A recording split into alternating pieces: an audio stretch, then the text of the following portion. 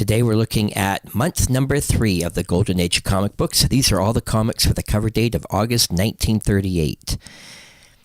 This ties in with Action Comics number 3 being out this month, the third appearance of Superman. And looking at the 22 comics with a cover date of August 1938 this week, we're going to analyze the rarity and the price guide values of these as collectibles.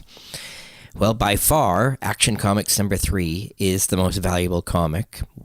Way more valuable, in fact.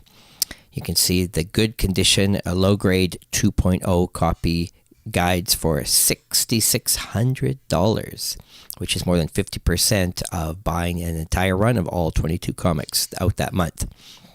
And a hefty $120,000 price tag for a near mint 9.2 copy. On the CGC census, Action Comics number 3 is also the most common, easily graded comic. And again, this is due to the high price tag has helped bring more copies out on the market as there's more money to be made. After that, Detective Comics number 18, another key issue with Fu Manchu. There's 26 copies graded, which is quite a few, and also a hefty price tag, $1,650 for a low-grade copy. These are the only 2 expensive comics from this month, and they both happen to be early DC comics. If we look through the list and look for other things that jump out, Amazing Mystery Funnies from Centaur was a new series, a number 1 issue. There's 7 copies graded and $432. Also standing out on the list, we've got the final issue of Cowboy Comics, number 14 is out.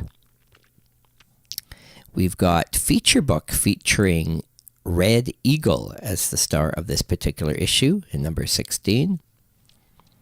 And I notice it's got the lowest price of any comic this month, only $32 to buy a low-grade copy of that book. Little Giant Movie Funnies debuts as a new series from Centaur, issue number 1, only 2 copies graded, and a $200 price tag for a low-grade copy.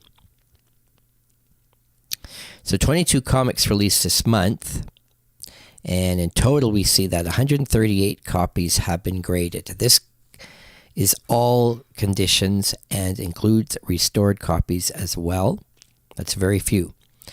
We do not know the print runs of all these comics, but if we just use an estimate of 200,000 copies printed of each book times 22 issues, that is 4.4 million comics released that particular month. So out of 4.4 million comics, only 138 copies have been graded, and only 11 of them have survived in high grade and been graded by CGC.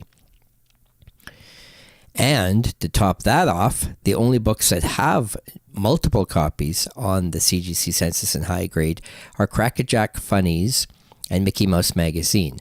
These usually have higher numbers on the census than average, and that is due to potential file copies from the publisher themselves that have survived in high grade. Other than that, Action Comics number 3 has 2 copies.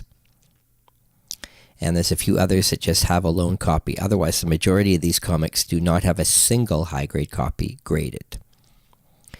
And just to show you how rare some of these books are and how undervalued and overlooked they are, there are 3 books on this list that do not even have a single copy graded in any condition, universal or restored, including Feature Funnies, number 11, The Funnies, number 23, and Little Giant Comics, number 2.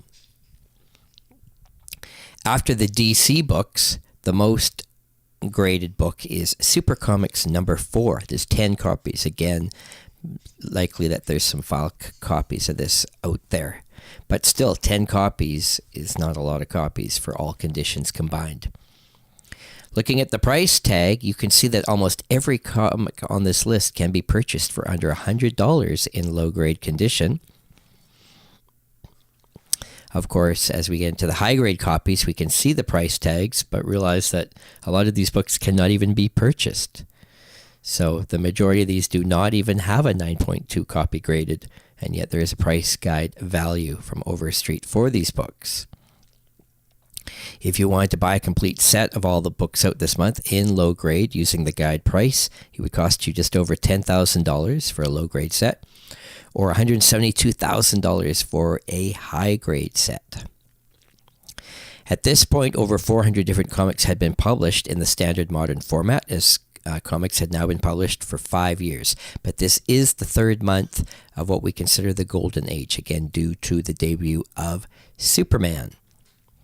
We'd like to thank you for watching. Check out our series. We're going to continue this month-by-month analysis.